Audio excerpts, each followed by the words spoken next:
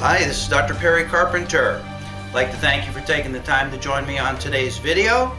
On today's video, we're beginning parts 3 and 4 of our 4-part series on update on the QME regulations. And let's just review where we've come so far. In part 1 of this series, we talked about the labor codes and regulations involved with the QME process in general. And we talked about Labor Code 4628, Labor Code 139.2, and we talked about all of the labor codes involved with the QME panel process, such as Labor Codes 4060, 4061, and 4062. Yeah, 4061 and 4062. And we presented those labor codes in a game show quiz format, so that was a different type of discussion for us. And I recommend that you review especially the labor codes involved with the QME panel process. That's Labor Code 4060, 4061, and 4062. And the reason that I give that recommendation is because just yesterday I was speaking to a doctor, and we were sort of troubleshooting his upcoming evaluation. And it turned out that the evaluation involved a denied claim. And denied claims are disputes over compensability. And I was able to help the doctor quickly determine his role for his evaluation, because claims and disputes over compensability fall under Labor Code 4060. And this illustrates an interesting point, and that is it's important to determine and it's important to define the type of evaluation that you're going to be performing, because that gives you an idea as to the types of procedures and the types of opinions and conclusions that you're going to be offering in your QME report. So in this doctor's particular case, he was simply called upon to resolve a dispute over the compensability of the claim. He wasn't being called upon to render opinions about the need for future medical care. He wasn't called upon to render opinions about the nature and extent of permanent impairment, if any. His role was simply to determine whether or not an industrial injury exists. And so we talked about all of those issues, and those are important issues to revisit occasionally. By issues, I'm referring to Labor Codes 4060, 4061, and 4062. So we did that in part 1 of this series.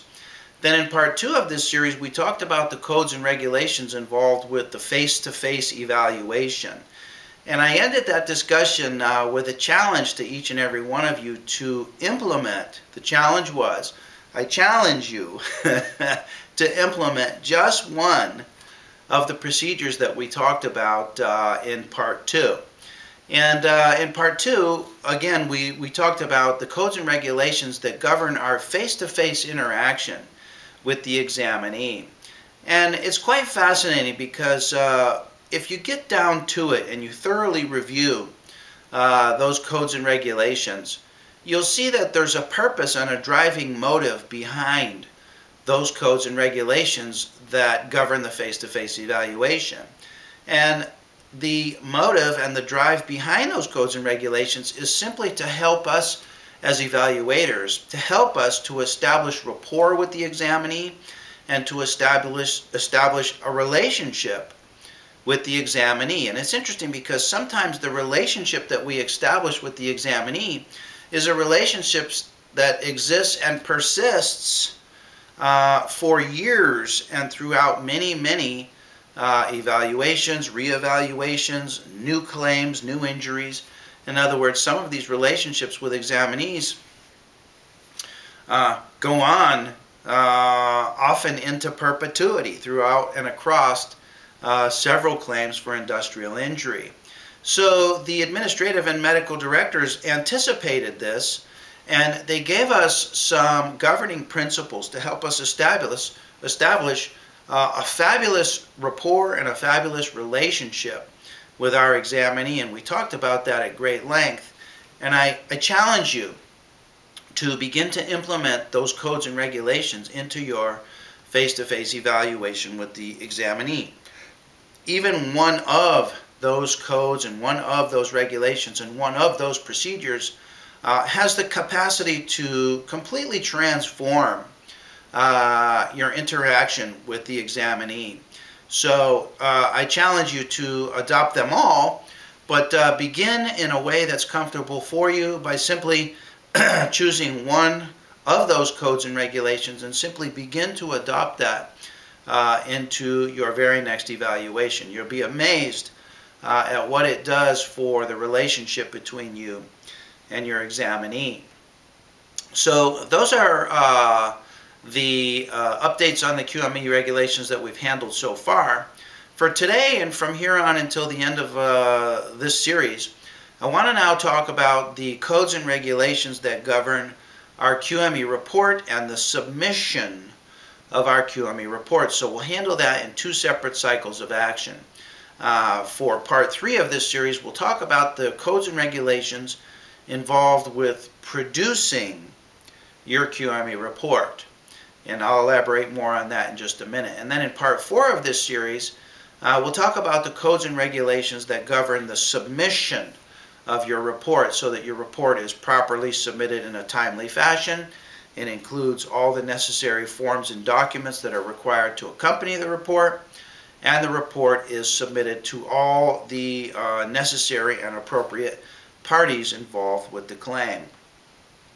So for today, let's concentrate on the codes and regulations involved with producing your QME report, and that are involved with producing a QME report that's credible, that's persuasive, and that is a safe report for you to submit, and a safe report for you to put your signature on, that is not going to draw scrutiny from disciplinary boards and committees. And none of us want to come under the scrutiny of disciplinary boards and committees. And I find that many doctors are making some serious commissions and serious omissions in the report that sooner or later, if it hasn't happened already, is going to come under scrutiny. And we don't want that. We don't need that. We simply want to enjoy a long, productive, and profitable career as a qualified medical evaluator without coming under disciplinary committee scrutiny. And many doctors are making some serious errors that they're not giving adequate consideration towards.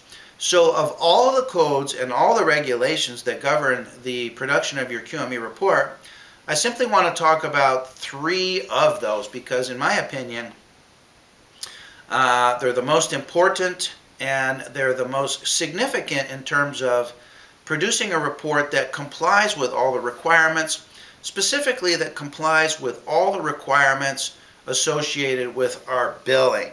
Okay? The last area where we want to come under scrutiny is for fraudulent or erroneous billing practices and procedures. And I want to show you how to make your reports comply with the requirements established in the complexity factors. So today I want to talk to you about California Code of Regulation 9795 and how to properly construct your complexity factors. And then I want to talk to you about all of the labor codes and codes of regulation that are involved with your review of records, And I'm going to share with you a couple of examples of review of records from different doctors' reports that do not comply with codes and codes of regulation, and actually do not comply as complexity factors the way that they're being forwarded and presented by these doctors. And so in that sense, they don't qualify as a complexity factor because they don't comply with the codes and regulations that govern the review of records. So we'll talk about that. And then finally, I want to talk to you about California labor codes. I want to talk to you about labor codes 4663 and 4664 as relates to the apportionment section of your QME report. So let's begin today's discussion by focusing on California Code of Regulation 9795 as it relates to establishing your complexity factors and as it relates to establishing the billing level of your report. And this is an important discussion, so I want to make sure that I have your full attention, because this is critical that you bill your reports properly and that you comply with the complexity factors, so that if you are billing for the higher level of complexity reports, such as an ML 103 or an ML 104, that you actually indeed meet the requirements, you meet the criteria to bill for those higher levels, and that you demonstrate and establish those criteria, that you demonstrate and establish those criteria and clearly outline those criteria within the body of your report. Okay? And even that process is required under 9795. So I have here the entire text of California Code of Regulation 9795, and I just want to zip down and scroll down to the ML 103 and ML 104 sections of 9795, because this is where some doctors are getting into trouble. And to be frank with you, doctors are billing for the higher complexity reports under ML 103 and ML 104 when actually their reports don't qualify for those higher billing levels. And that's a serious issue where we don't want to encounter any troubles. So, and we're going to go to the computer in just a minute, and I'll show this to you visually. But for now, I just want to read from the text of 9795 under the ML 103 and ML 104 billing levels. It says here, and this is beginning under ML 103, it says, in a separate section at the beginning of the report, a separate section at the beginning of the report. Now, does that mean you can do this at the end of your report in a combined section with your other disclosures? No. It says in a separate section at the beginning of the report is where you establish the complexity and the billing level of your report. It says so in the regulation. It says in a separate section at the beginning of the report, the physician shall clearly and concisely, key words, clearly and concisely, specify which of the following complexity factors were required for the evaluation, comma. See, this is a two-part requirement. That's part one, that in a separate section at the beginning of the report, you clearly and concisely specify which of the complexity factors were required for the evaluation. That's one requirement. And then number two, that you clearly and concisely specify the circumstances which made these complexity factors applicable to the evaluation. So, is it enough to just specify a bunch of complexity factors to elevate the perceived complexity of your report so that it qualifies as an ML 103 or, as we'll see, as an ML 104? No. The regulation requires that you also specify what are the circumstances that required the use of these complexity factors. What are the circumstances that made these complexity factors applicable to your particular evaluation? And we'll talk about some of those circumstances and what are the circumstances that make these complexity factors applicable to your report. So we need to have a clear and concise statement in a separate section at the beginning of our report. So I'm going to show you exactly how to do that as we go to the computer in just a minute. But before we go to the computer and look at our template and look at this separate section and look at this clear and concise statement, I want to share with you a couple of examples from doctors' reports that I've had the opportunity to review that do not comply with the letter of this regulation. And let me just tell you that in my position, I have the opportunity to review reports from many, many different doctors of all specialties throughout the entire state of California. Doctors routinely send me their reports for this type of review and this type of critique because doctors are interested in constantly improving the content and quality and safety of their reports. So we provide this QME report review service. So I tell you this to let you know that if you'd like to have me review your report, I'd be happy to do that. I also tell you that to let you know that I have the opportunity to review a large volume of doctors' reports, so I get a chance to see these errors as they occur in real time in doctors' reports. So I have for you here one doctor's report, and I want you to tell me if the description of the complexity factors in this doctor's report complies with the letter of the regulation as described in 9795. Okay? So here is a doctor's report. This is page 1 of the report. I've simply copied page 1 of the report. And the very first section in the report is the complexity factors. So that complies because the regulation requires that we have a separate section at the beginning of the report. So here it is. It's at the beginning of the report. So that complies. Okay, so that's a good job. But let's read the language of the complexity factors and see how closely it marries the requirements as described in 9795. So it begins, and the topic heading is entitled Complexity Factors. So that's good. It says, Sally Jones was evaluated in my office at such and such address. Is that required? Is that required under the complexity factors? It's not. That's not a complexity factor. That might be an introductory statement, but it's miscategorized here under the complexity factors. And here the doctor gets into some of his complexity factors. He says, 5 hours was spent reviewing medical records regarding this April 25th, 2013 injury.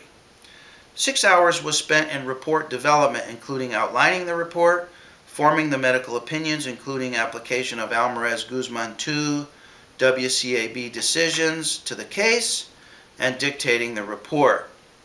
Additional 2 hours was spent in editing the final report. 1 hour was spent researching the Alvarez-Guzman 1 and 2 WCAB decisions. My administrative assistant spent 1 hour collating medical records. Apportionment was performed. Impairment rating was performed.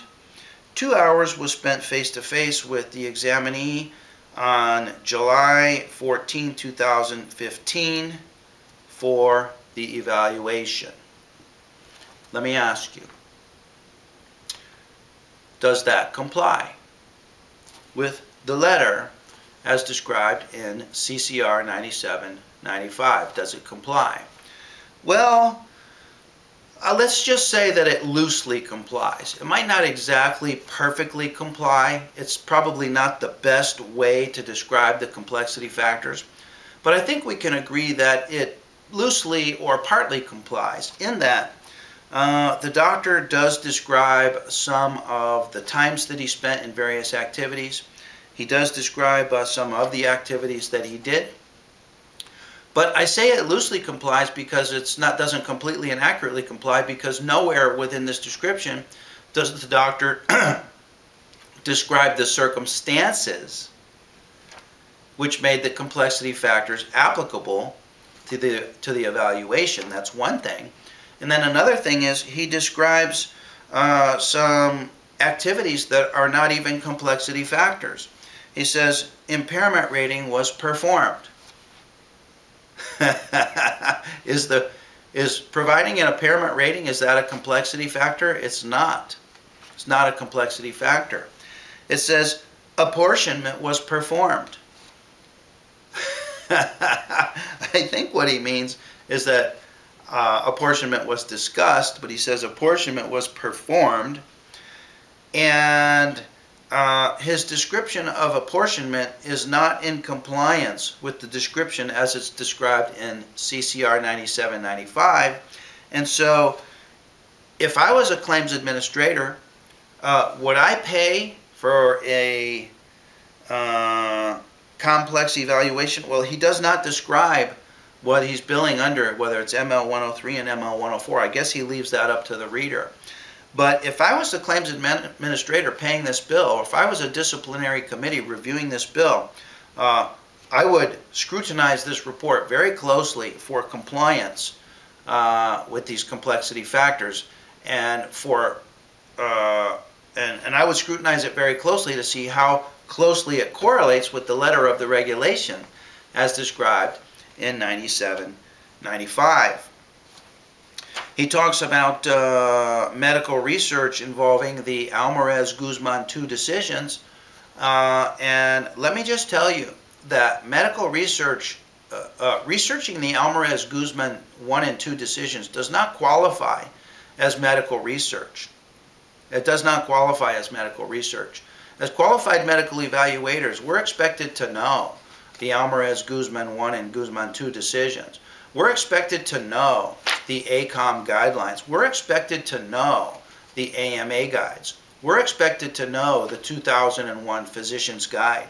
In other words, reading the AMA guides does not qualify as medical research. Medical research is completely different than reviewing the material that we're supposed to know as a qualified medical evaluator. So this is a report that a claims administrator or a disciplinary committee would scrutinize very closely and probably down code the level of billing and possibly sanction the doctor for not complying with the requirements of 9795 in his report. Okay, and I'll show you a better way to do it as we go to the computer in just a couple minutes. And let me just share with you one more report from another doctor. This is from a completely different doctor. And this doctor does it a little bit differently. This doctor puts his complexity factors at the end of the report. So in this case, the complexity factors are described on page 19 of a 20-page report. And it seems that this doctor is including his complexity factors along with some of the other disclosures that are required at the end of our report. So let me read what he says.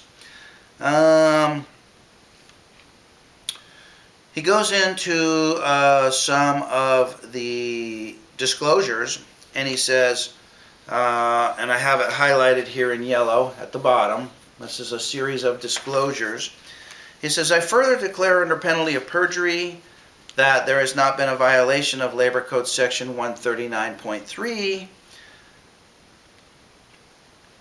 I also declare, I don't know if there was supposed to be a period after that sentence or what, but there is no period, but he says, I also declare under penalty of perjury that this is an ML 104-95 QME panel comprehensive medical legal evaluation. And then he goes on to justify the ML 104 comprehensive medical legal evaluation by elaborating on his complexity factors. He says, I spent 3 hours and 45 minutes face-to-face and reviewed 14 pounds of records, comma, addressed prior multiple injuries to the same body part or parts beginning in 2008, and addressed causation and apportionment. So here the doctor says that he reviewed 14 pounds of medical records. He does not say how much time he spent reviewing those medical records. And CCR 9795 provides for a review of records complexity factor that's based upon time. It's not based upon the number of pounds of medical records that we review. So that doesn't comply. He does not describe what are the circumstances that make the complexity factors applicable to the evaluation. He does not describe what made a discussion of causation necessary. He does not describe what caused a discussion of apportionment to be necessary. So if I was the claims administrator, or if I was a disciplinary committee, and let me just ask you, if you were called upon to review this report, what would you do? You would go to those sections of the report, the review of records section of the report. You would go to the causation and apportionment sections of the report, and you would review those.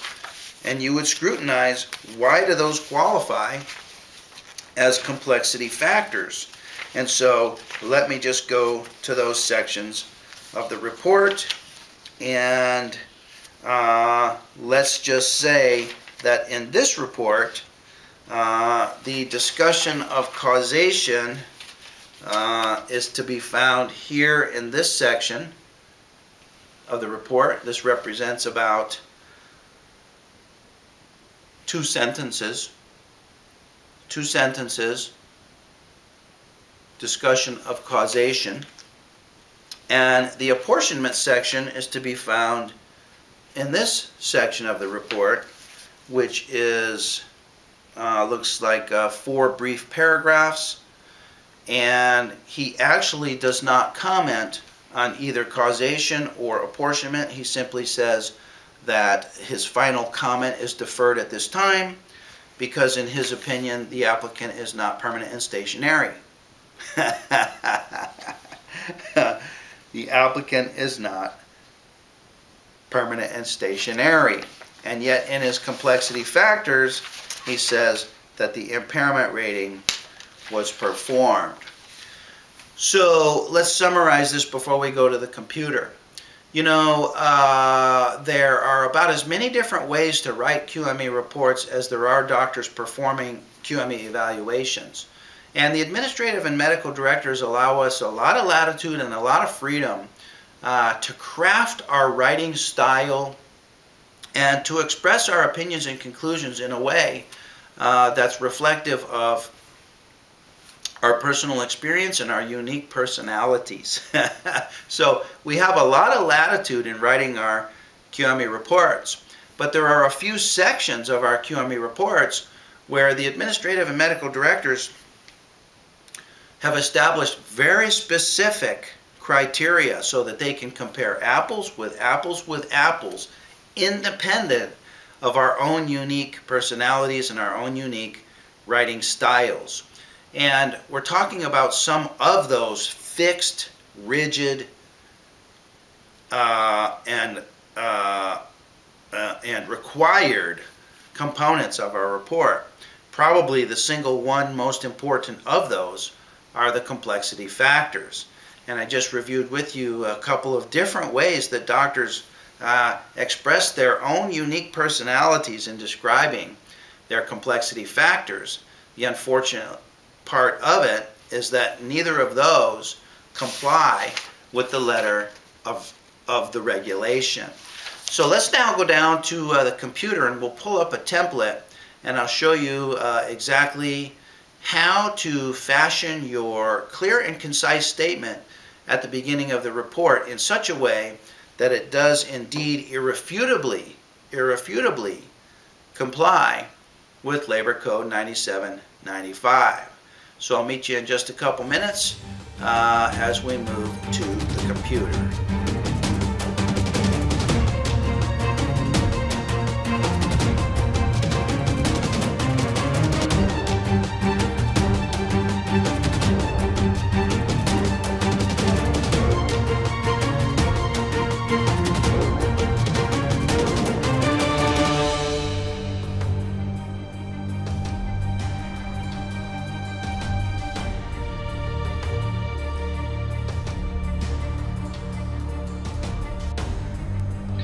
Okay, it's Dr. Carpenter again, and I'm back with you now at the computer.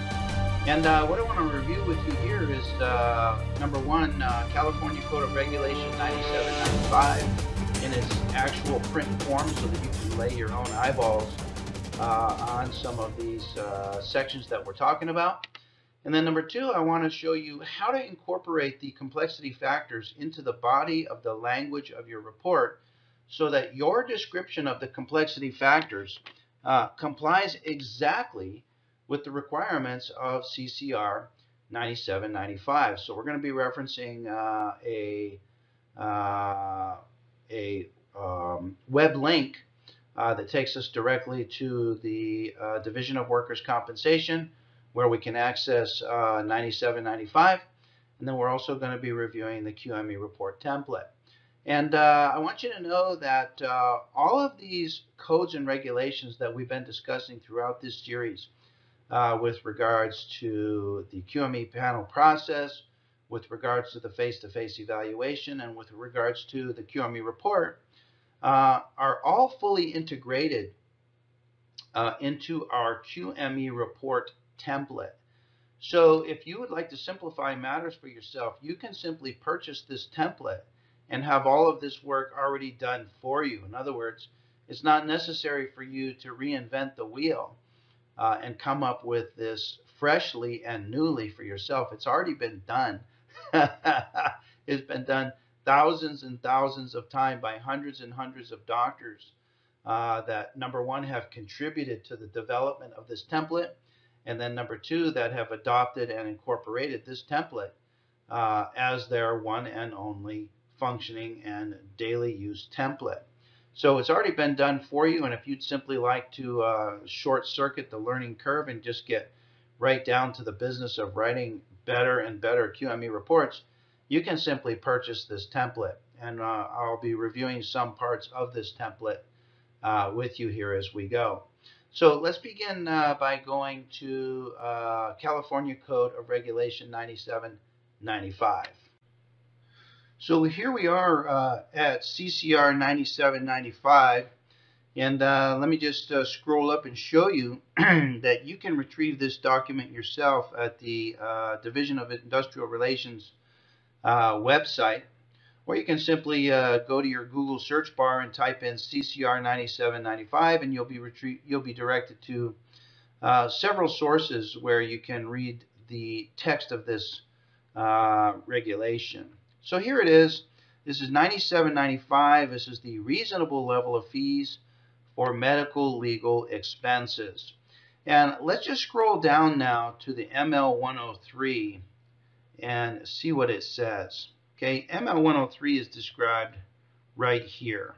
Okay, so it says, here's our instructions. It says, in a separate section at the beginning of the report, the physician shall clearly and concisely specify which of the following complexity factors were required for the evaluation and the circumstances which made these complexity factors applicable to the evaluation.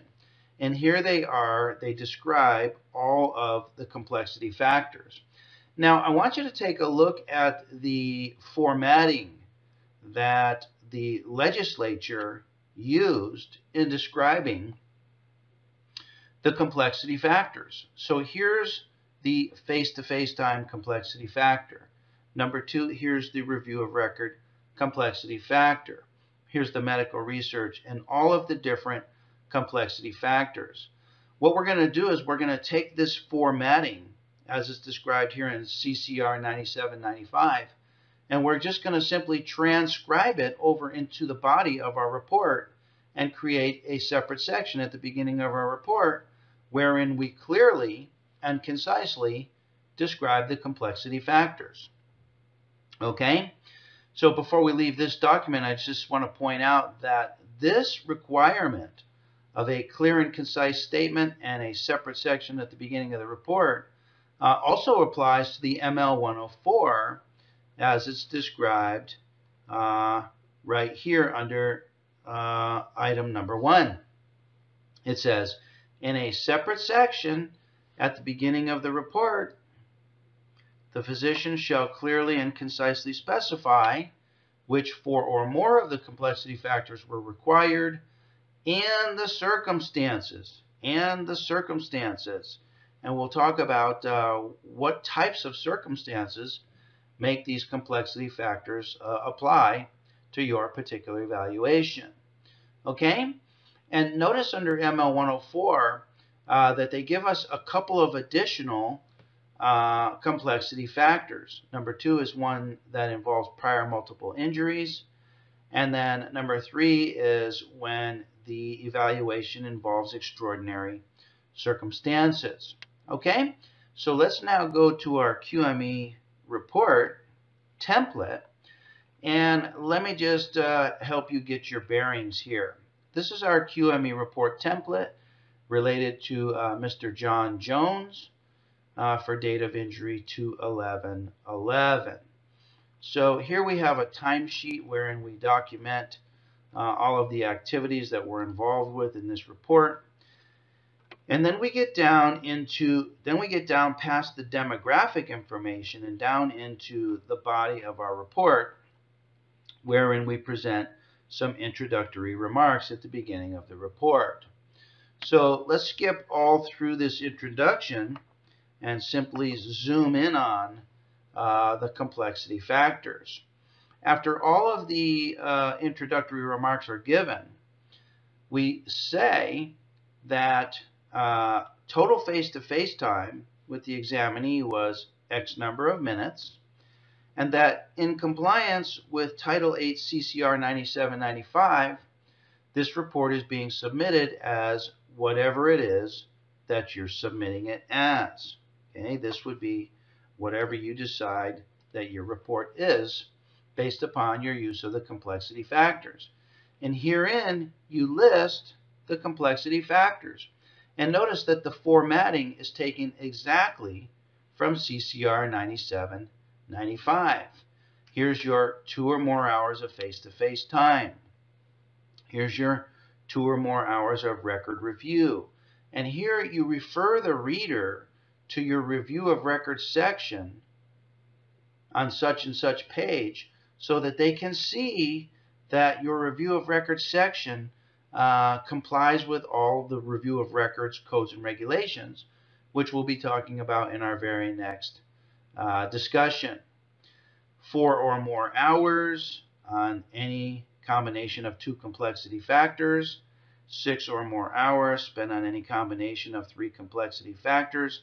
And let me just take you back and notice that it's laid out exactly as it's described in CCR 9795. It looks exactly the same, and this is the best way, the clearest way to document your use of the complexity factors. Addressing the issue of medical causation upon written request of the party or parties addressing the report. And notice that right immediately below that, I provide the circumstance which makes the use of this complexity factor applicable to my report. It's applicable because, in this case, one of the parties specifically requested a discussion of causation in their cover letter.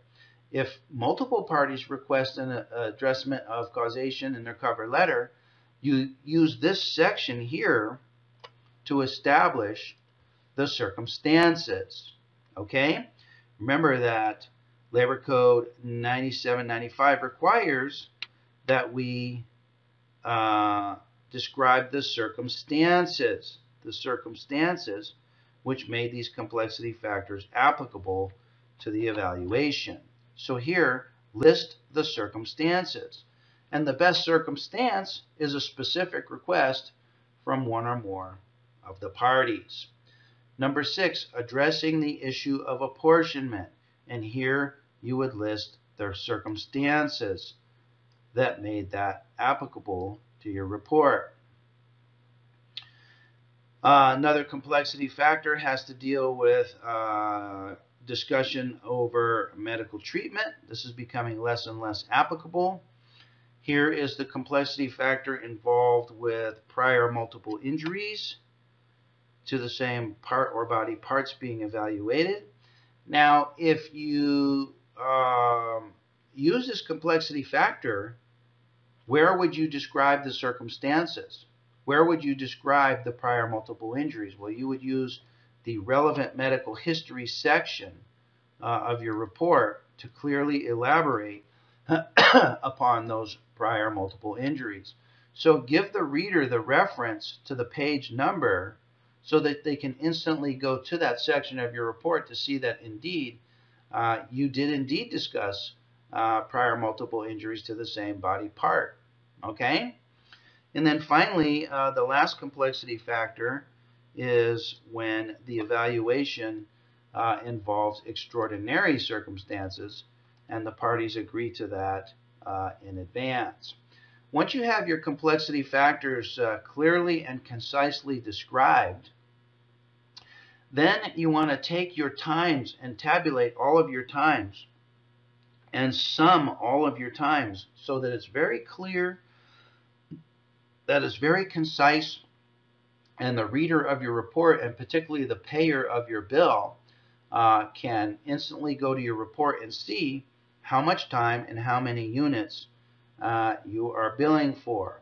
So this summary of time spent is extracted from the complexity factors above. So simply copy and paste your times here in this section of the report.